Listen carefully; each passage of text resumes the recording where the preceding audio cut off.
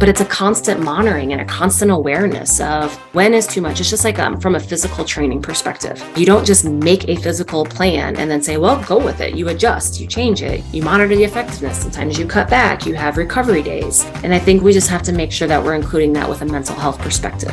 When is a break needed? When is a push needed? And just more awareness that our athletes are not robots, and we have to recognize that. Welcome to Sports Mom Rapport, where we support and connect with moms of athletes while sharing helpful advice from each other and some guest experts along the way. This is Tara. And I'm Destiny. Thank you for joining us as we highlight you incredible moms. Tara, did I ever tell you that I majored in psychology in college? Yes, you did. In fact, you impressed me so much with your questions and how you encouraged me to look inside and be vulnerable. Being vulnerable is important. Well, maybe that's my psychology degree coming in handy these days. I'm intrigued by today's guest expert, Carmen Tebbe Priebe. She is a PhD in sports psychology at the University of Iowa.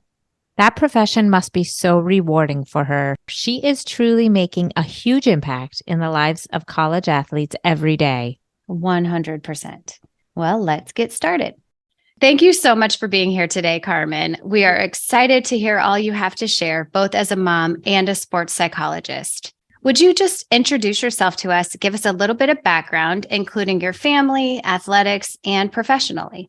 Well, sure. My husband and I have two sons. They're ages 10 and then almost 8. We are in the thick of that beginning of all the activities and trying to balance how much we do while still balancing the need for downtime. I mean, as a mom, I'm really resonating with that. I don't know the sweet spot and I'm trying to figure it out just like all the other parents. So my own athletic background is I played high school softball and volleyball, and then I played college volleyball at a Division II school, USC Upstate. It's Division I right now. Then I went on to get my master's from Wake Forest, and then I got my PhD at North Texas with a specialization in sports psychology. So after that, I went to Oklahoma. The final year is predoctoral training as well as a postdoc fellowship to get licensed. So I've been a licensed psychologist 15 years now. So I stayed at Oklahoma and I was there for a total of 9 years. And the last 5 years, I was the director of the program. Loved it. I'm so happy that I had that experience. But again, going back to being a mom, we also had our second child, and it was just a lot. When I started at that program, I wasn't even married, much less had kids. I didn't have as much things pulling on my time. So after we had our second kid, we moved to Iowa. My husband had a job opportunity in West Des Moines. So we moved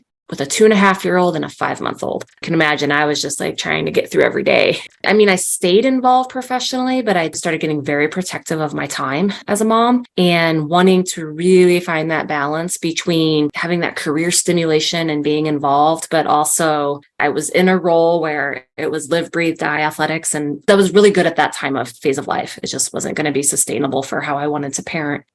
So I started working for a counseling center at Iowa State, and I did that for about 9 months. And then March of 2016, I started working part-time for Iowa Athletics. And I've been in a consultant role with them as a sports psychologist since then. So going on 7 years here. So right now I am in a part-time sports psychologist role at Iowa, as well as I have a private practice that I see mostly athletes, but some non-athletes. Beautiful. Thank you. Yes, thank you for summarizing that for us. I love how you were able to make a change and be part-time, consult, and adjust to your family's needs. That's obviously something that we all strive to be able to do. Will you share with us your role in helping student athletes? Mm-hmm. And was it your own experience as a volleyball student athlete that sparked the interest in focusing on the mental health of athletes?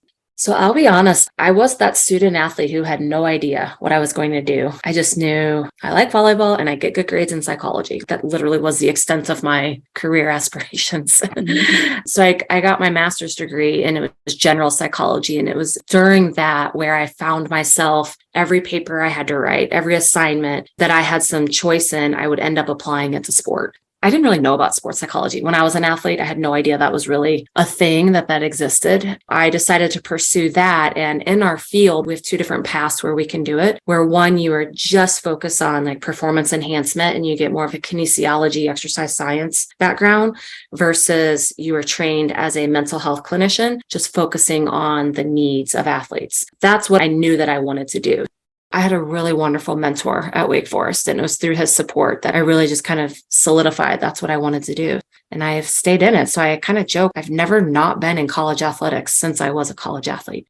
Even when I was in grad school, I got a part-time job keeping scoreboard for the volleyball team. Just kept being drawn back to that world, which I think a lot of athletes end up doing. Sounds like you transitioned nicely. It obviously brings you energy to be part of the athletics world. So yeah, no reason to stop being in it. It's fun. It is. I mean, it's a lot of fun. And I think the pressures that they face, I know you'd asked a little bit about what do I do to help them? Primarily as a mental health clinician, I'm focused on just their overall well-being. Anything that any other young adult, teenager, whatever would be experiencing from a clinical perspective, we're trained to treat. So depression, anxiety, eating disorders, substance abuse, trauma. The specialization in sports psych then plays in where, from like a clinical perspective, you're trying to help people get back to baseline. And from a performance enhancement, things are going well. We just might be trying to get them better. But most of our work is in between. I mean, especially when you think about at the college level, that time period for them is just so developmentally important where they're figuring out who they are as people, moving away from home, just different exposures possibly to different cultures, different values, having to deal with relationships and, managing communication with a coach or a roommate, professors. So it's just a really, a fruitful time to intervene. Taking care of the athlete as a whole, as a person, so that they can perform optimally. Absolutely. And really, I tell people my best performance enhancement strategy is to make them healthy as a person. I think there's, a lot of ideas out there of like, you have to be able to give it all and sacrifice everything, but that's not sustainable. Ideally, yes, we are trying to make them as healthy as they can be as people and then affect the performance environment. Obviously, you focus on the whole athlete as a human being and the challenges that they face at the collegiate level. Just that age is a very difficult time for all people. Speak a little bit to us, Carmen, if you would, about the added pressure specifically of being an athlete when it comes to the current landscape, such as NIL, scholarship versus not scholarship, earning a spot on the team, performance anxiety. How would you say a lot of that impacts your student athletes? And how does it differ today compared to in the past? Well, one thing that is the same, even back when I played, which was obviously very long ago, and I was a D2 athlete, so that's not the top level, but still I had to be good enough to be able to make it to that level. And one of the things that I see across time is when athletes make it to the college level, everybody else is good too. Learning how to fight for your role and that balance of accepting your role while still having motivation to improve, that grittiness of working through that frustration and tolerance of I'm not the best person on the team anymore. Or what if I don't have the role I want? That is a huge component of what we do. And whether it's teaching strategies about how to address it, again, learning how to cope with that lack of instant gratification of playing time that they're used to getting. That, and then again, the pressure, the time demands, I would say is by far one of the biggest things. They have so much focus on sport, but they have the exact same pressures as other college students in terms of academics. Their time is so structured. People talk about time management. They don't really have to manage their time a lot because we manage it for them. And we tell them this is where you're going to be. But that also having somebody dictate your time can be stressful in itself. So it's really helping them manage the pressure from everything. And then you ask what's different. The biggest thing that comes to mind is social media, just the added pressure and the added access that people have to our athletes in terms of sharing their opinion, whether that's good or bad. That's just a lot of noise to have to manage. Excellent. I was also wondering when you started talking about that, speaking to the pressures in general, what would you say as far as parental pressures? I think this is a difference too that's changed. When I played youth sports, it was still very laid back. This was a long time ago. I don't know exactly when that shift happened where it felt like if you don't participate in everything, you're not going to have an opportunity. But I feel like that's the message that's out there. I can see it as a sports psychologist, but I can see it as a mom. What's the right level? Should we get them on this team? What is the best environment? And keeping the perspective of, is this the best experience for my kid? While also wanting to put them in a position to earn whatever opportunity that they're wanting. And I think that's such the balance. And I don't think anybody knows what is that sweet spot. As kids get busier, though, they don't have as much time to decompress and to pursue other activities. And what I see happening a lot is the entire family's calendar starts to revolve around youth sports, which makes sense. But when that becomes the sole source of a family activities or family values, family identities, that can then become placed on the kid that I better pull through because look at everything that we've all done. And it becomes too much of a focus. It's very seductive because the parents start to get to know other parents and those start to become your friends. And I get it. I'm experiencing it and my kids are younger. So then you start having that social allure that we all have of these are my people. I want to be with them. We enjoy it and we want to still be part of it. I think that balance of parents having to figure out what's my motivation and what's my kid's motivation and making sure we're not confusing whose experience is what.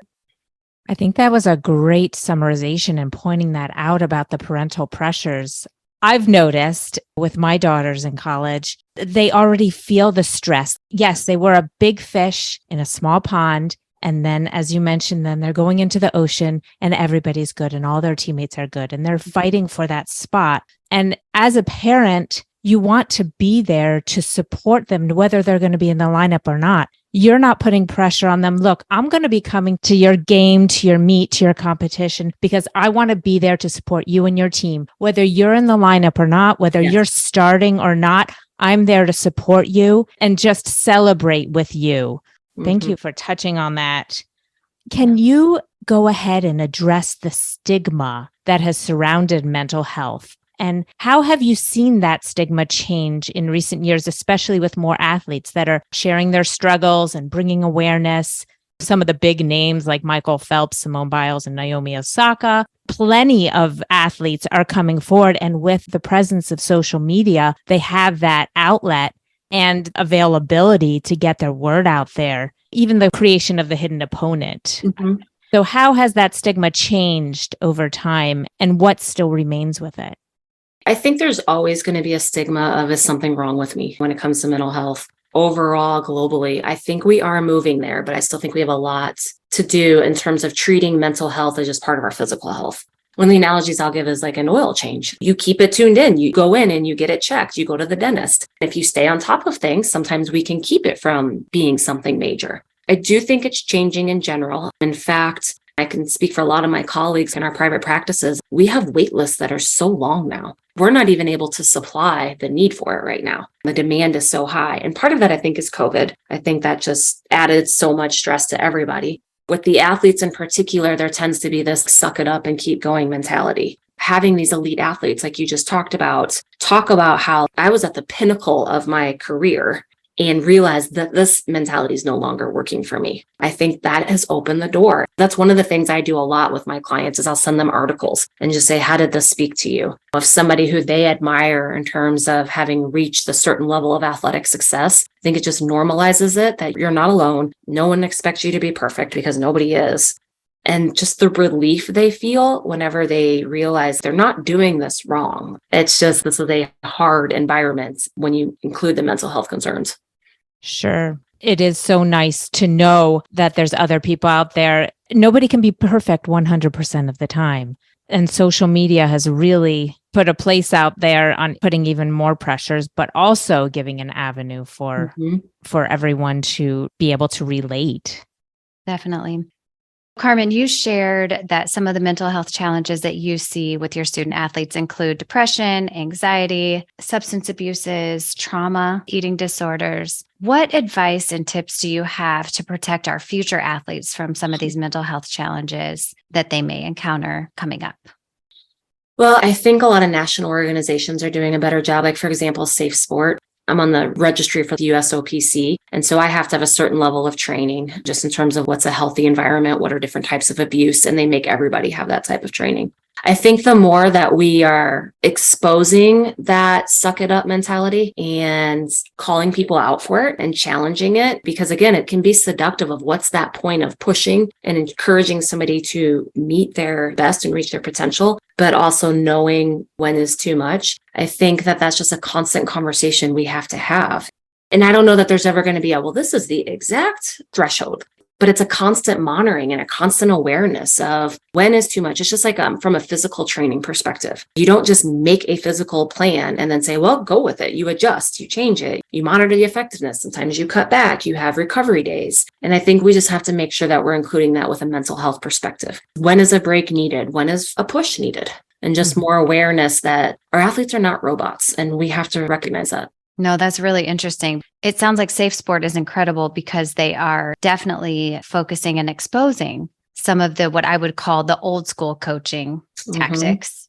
And I find that interesting because when my daughter was going through recruiting, you definitely had coaches acknowledging, I'm kind of more of an old school coach, or you could tell in the conversations, the ones that were more new age or had a heightened sensitivity or awareness to the mental health aspect of it. I like that you said that it's not a one size fits all.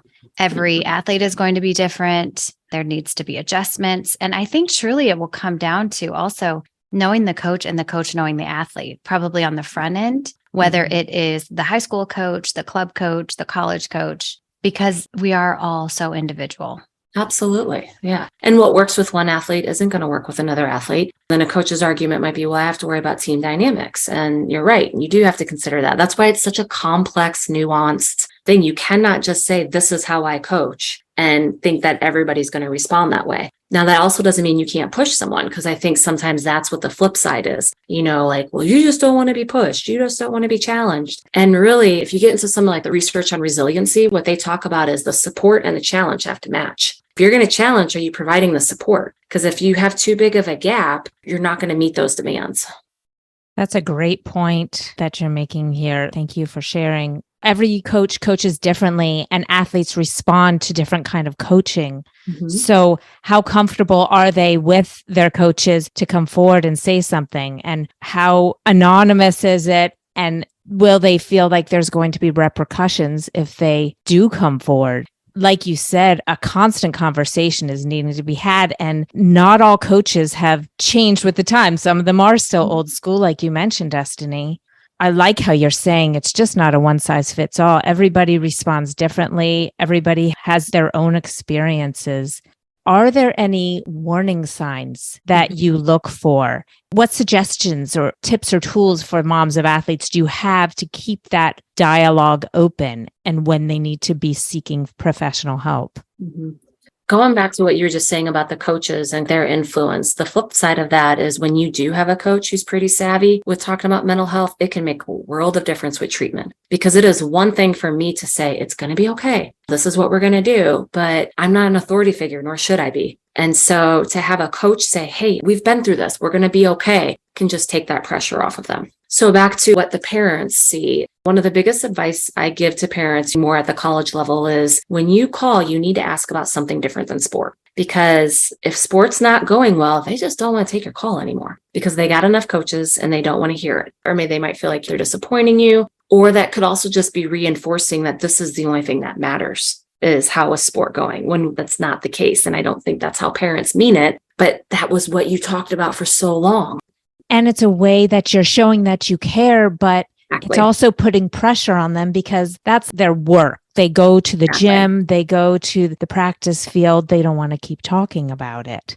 And whether it's perceived pressure or real pressure, the reality is, how does the student take it? So I encourage just asking, how are classes? Who have you met that you feel like you're getting to know really well on your team, on other teams, outside of it? But when you start noticing major changes in sleep and appetites, feeling a lack of motivation, burnout, which it could just be a training phase. It could just be like, we're just in the grind of the season. This is normal. Or it could be something different. Anxiety where you can't even slow down the thoughts to have the conversation. Obviously, any thoughts of harming yourself, feeling hopeless, feeling sad, things are never going to get better. That overgeneralization in terms of being very defeated and thinking that the situation cannot change. Those are when I would, again, especially if somebody mentions hurting yourself, getting professional help and finding out from your athlete. Do you have resources at your school? Do you know how to contact them? Is there anything I can do to help you find it? Because ultimately you're 18, so they're going to have to do it on their own. but just some of the legwork of, can I help you get help? And this is going to be confidential.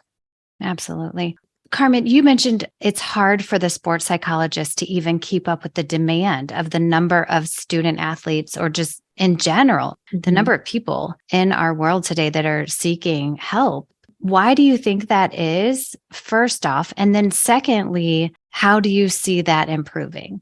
Part of it is, again, more awareness. More people are asking for help because the stigma is decreasing a little bit. And I really do think COVID really impacted this particular age range. I feel like this is just anecdotally. I can't say that I've looked into this, but as an adult who's married with kids, not having that social outlet, it was hard, but that wasn't the big thing of my developmental stage.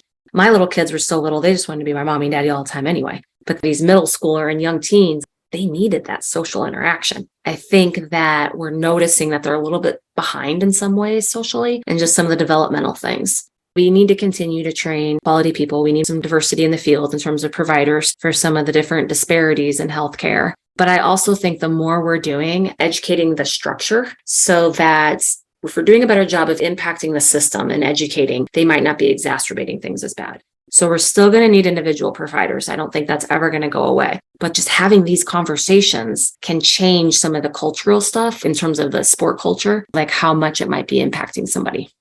That's incredibly helpful. Great insight. Thank you so much. I was wondering, with the students learning more and more about social emotional IQ, could it be creating a situation where there is heightened sensitivity versus a mental toughness? I think you nailed the question that all researchers, psychologists, teachers, and again, I think it's so individual. It's just recognizing that it's this balance. In my ideal world, and I don't work in the school system, so I can't speak to like even what's feasible, realistic, but I would love it if they just had more mental health clinicians available on site so people could be getting help at a younger age. Having it a little bit easier to access during the school day, and then also supporting our teachers and coaches. I think that's where a challenge is too, where it's like, are you allowed to challenge my kid and correct them and discipline? Yes, that is good for them. We don't want to overcorrect where we're so permissive that we're not teaching accountability and hard work and do what you're supposed to do. And I think sometimes teachers and coaches they're concerned to even discipline or correct because that might be the response. I don't think that's the answer either. It's a fine line. It's such a fine line. We even as parents socialize with other parents and we start to pick up on their parenting styles. And then that makes us think about, well, what choices might their kids make? And do I want my kid? It's just such a navigation of what's the right way and the wrong way. And the teachers and the coaches, they're afraid of the accusations anymore. You can be accused of anything and it gets out there and it can defame you immediately with the social media presence now. And that's where I feel like we need to make sure we're doing a good job of supporting our coaches and teachers too, because they're trying to figure all this out. They're trying to figure out, I don't want to push this kid too hard, but I'm not doing a good job teaching or coaching if I don't challenge them. That's ultimately not better for them either. Right. I think this is probably what teachers and coaches really stress about a lot, that pacing of when do I push, when do I not? It's easy to always second guess yourself. Let's get to know you a little bit personally. Can you share with us, if you had a day to yourself, a free day for Carmen, what would you do? I would probably see if any of my friends are around to hang out, knowing that that's hit or miss. Maybe a lunch or a happy hour. But if I ended up just totally by myself, I would probably take a nap, a little extra sleep, and I would probably either read or do a puzzle and work out. Sounds fun to me. Yeah. I would meet up with you. I would drop everything and say, I'm going to lunch with Carmen. Better yet, I'm going to happy hour. There we go. See, that would be ideal. You know, if I had someone to watch the kids and I could go do that. We could take turns. One of us would watch the kids. The other would go out with you and then we would swap. I would be happy to do that. I'm sure I could take my turn in there too. But. Do you have any final words of advice? You've shared so much with us. It's a lot to digest, all of the different facets of mental health and making sure that we're communicating with our children and making sure that they know everything's okay. But just any final tips of advice? I think what you just said nails it, is communicate with your children. I have 2 sons, so that's my only experience as a parent, but they have very different approaches to sport. One's pretty serious so far. I mean, again, they're still young. And the other one, he is there for a good time. Neither's better than the other, but you just have to know what is the right fit for that kid's personality and always reassess. Your kid might want this and then that changes. I think people are always worried that they're not going to catch back up. That's a very normal fear we all have. If I don't keep my kid in it, or if we take a break, they're going to get passed up and we're not going to catch up. The reality is not everybody's going to make it to be a college athlete. And you have to balance them, but at what expense? If your kid needs a break for their own well-being, that's what's most important. And you can't worry about them catching up. And I think too, like making choices is what's the best environment for my kid. Even if this might not be the most competitive league, is this the right environment for my kid to thrive? And knowing that might change. Maybe your kid is ready for a more competitive environment down the road. But if you do that too soon, they might burn out.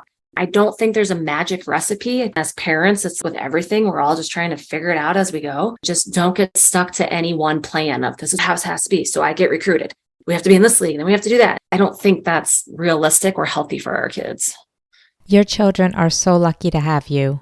With all this understanding and expertise, I can tell you're not going to be putting the pressure on them and they'll just be able to flourish. Ironically, I think I have to make sure I don't overcorrect and be like, okay, whatever you want to do. I'm going to have to make sure that I'm finding that sweet spot, like reach your goals, work hard. Nope, this is what coach made you do versus I'm okay with you not doing this anymore. With every parenting decision, we all just have to figure it out as we go. So true. I love how you said every athlete is going to need a different environment and it may change. So what environment is right for them at that time, but being aware that that may change with time and allowing them to take a break. Yes. Thank you so much, Carmen. You have shared so many great tips with us and have been very insightful. Thank you. I enjoyed it. I appreciate you having me. So good. Thank you for your wisdom and the value that you will bring to all of our listeners. We appreciate you. You're welcome. We're so glad you've joined us today. Thank you for listening. Upcoming episodes and show info can all be found at sportsmomrapport.com. If you've enjoyed the show, please share it with a friend.